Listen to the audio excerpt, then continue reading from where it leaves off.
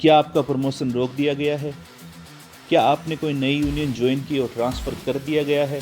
Strike में गए और 4 सीट मिल गई। अगर आपकी ब्रांच में ऐसा हो रहा है तो हो सकता है यह सिर्फ मैनेजमेंट डिसीजन ना हो, यह हो सकता है अनफेयर लेबर प्रैक्टिस।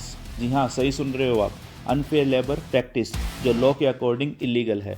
आज मैं आपको बताऊंगा इंडस्ट्रियल एक्ट का 5th शेड्यूल जो एम्प्लॉयर की लीगल लिमिट्स क्लियर करता है। स्टे टिल द एंड, क्योंकि हो सकता है आप अपने राइट्स जानते ही ना हो।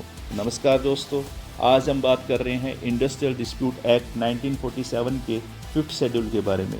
सेक्शन 2RA के अंदर अनफेयर लेबर प्रैक्टिस डिफाइन की गई है। सिंपल वर्ड्स में एम्प्लॉयर यानी बैंक मैनेजमेंट क्या क्या इलीगल काम कर सकता है।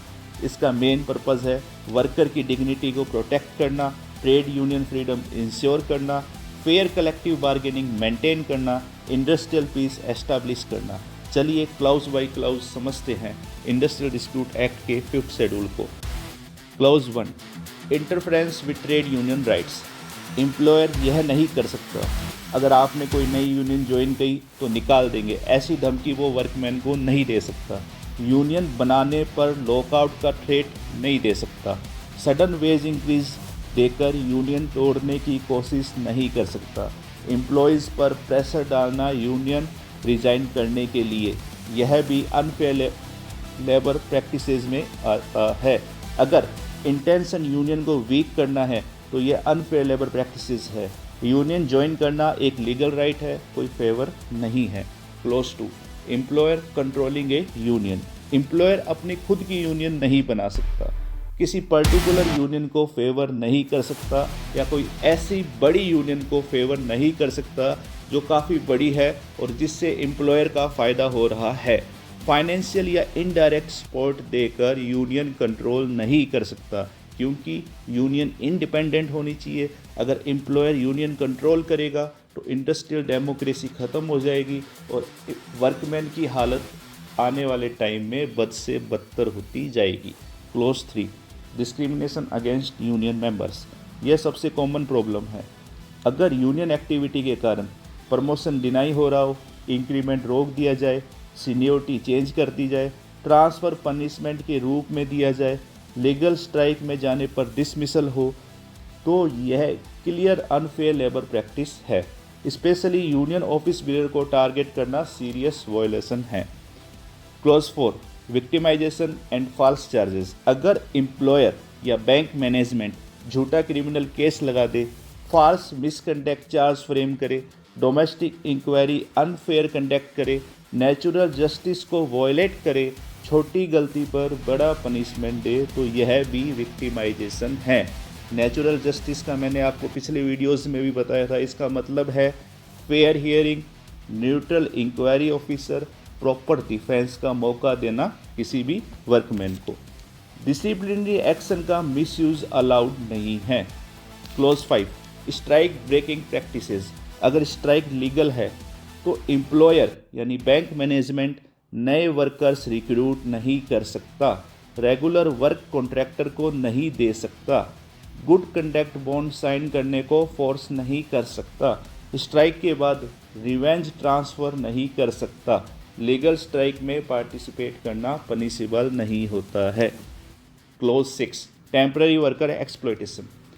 एम्प्लॉयर या बैंक मैनेजमेंट अगर किसी को सालों तक टेम्पररी रखे सिर्फ परमानेंट बेनिफिट से बचाने के लिए, तो यह भी अनफेयर लेबर प्रैक्टिसेस है। अगर काम परमानेंट नेचर का है तो स्टेटस भी परमानेंट होना चाहिए। सिंपल भाषा में आजकल हम देख रहे हैं कि सभी बैंक्स में कैजुअल वर्कर्स को रखा जाता है टेम्पररी बेस के ऊपर। उन्हें सालों दर सालों काम करवाया जाता है, काफ़ी काम करवाया जाता है, लेकिन परमानेंट नहीं किया जाता। तो इस कारण या इससे लड़ते हुए अगर कैजुअल वर्कर्स चाहे तो सेक्शन 2RA के अंदर अनफेयर लेबर प्रैक्टिसेस के अंदर लेबर कोड के अंदर केस लगा सकते हैं। Clause 7, refusal of collective bargaining. Employer bank management recognised union से बात करने से मना नहीं कर सकता। साइंड सेटलमेंट इम्प्लीमेंट करना मैंडेटरी है। इंडस्ट्रियल अवार्ड फॉलो करना पड़ेगा। सर्विस कंडीशंस यूनिलेटरल चेंज नहीं कर सकता। इलीगल लॉकआउट डिक्लेयर नहीं कर सकता। कलेक्टिव बार्गेनिंग इंडस्ट्रियल रिलेशंस का बैकबोन है। लीगल रेमेडी, अगर मान लीजिए आपकी ब्रांच में अनफेयर लेबर प्रैक्टिसेस होती है तो आप लेबर कोर्ट में कंप्लेंट फाइल कर सकते हो। इंडस्ट्रियल ट्रिब्यूनल मैटर डिसाइड करेगा, आपको रिलीफ मिल सकती है। रिलीफ में क्या होगा, या तो आपको बैक वेजेस दी जाएगी, या री इंस्टेटमेंट किया जाएगा, या कंपनसेशन दिया जाएगा, या कंटिन्यूटी ऑफ सर्विस। कोर्ट का जो भी ऑर्डर होगा वो लीगली बाइंडिंग होगा। Banking sector relevance, banking sector में कॉमन इश्यूज, यूनियन रोल के कारण प्रमोशन डिले होना, transfer as a punishment, chargesheet का मिसयूज़ होना, स्ट्राइक के बाद हैरासमेंट, सेटलमेंट इम्प्लीमेंटेशन में डिले होना। इसलिए 5th शेड्यूल बैंक एम्प्लॉयज़ के लिए एक पावरफुल लीगल शील्ड है। दोस्तों, 5th शेड्यूल सिर्फ एक लीगल प्रोविज़न नहीं है, ये एम्प्लॉय की डिग्निटी, इक्वलिटी और यूनियन फ्रीडम की गारंटी है। अपने राइट्स जानिए। अगर अनफेयर लेबर प्रैक्टिसेस हो रही है तो चुप मत रहिए, लीगल रेमेडी लीजिए।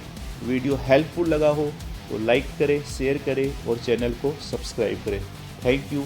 Yours bankers phobia. Comrades, know your rights. The time has come to unite against financial tyranny. Join Bankers Pro Hobia today and fight for a just future. Together, we will prevail.